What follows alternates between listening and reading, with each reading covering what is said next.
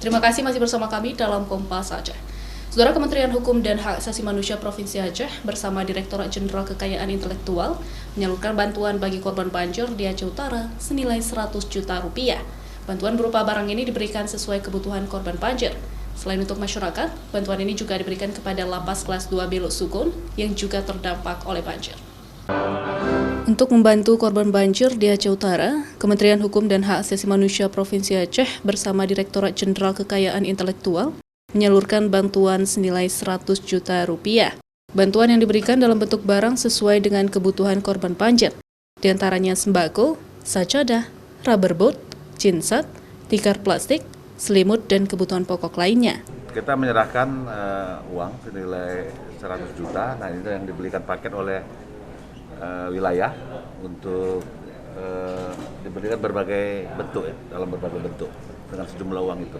Ya, bantuan secara umum sama ya, masyarakat Kabupaten Aceh Utara. Kemudian di dalamnya juga ada lapas. Ini secara umum diserahkan untuk Kabupaten Aceh Utara.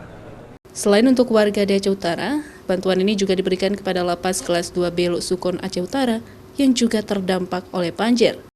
Peristiwa banjir ini sudah rutin terjadi di lapas setiap tahunnya, sehingga Kemenkumham Aceh berencana akan membangun gedung lapas Lok Sukun yang baru dari tanah hibah pemerintah daerah setempat. Akan segera kita usul kembali ya dengan rencana anggarannya untuk pembangunan lapas baru, relokasi ya. Karena lokasi sekarang sering banjir. Alhamdulillah kemarin ketika banjir, lokasi yang diserahkan hibah oleh Pak Bupati itu Kabupaten Aceh Utara tidak kena banjir.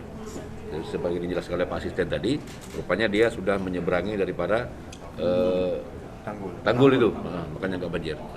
Bantuan ini secara simbolis diberikan kepada asisten 3 Setdakap Aceh Utara dan Kalapas Kelas 2 Belok Sukun Aceh Utara di kantor wilayah Kemenkumham pada Kamis pagi.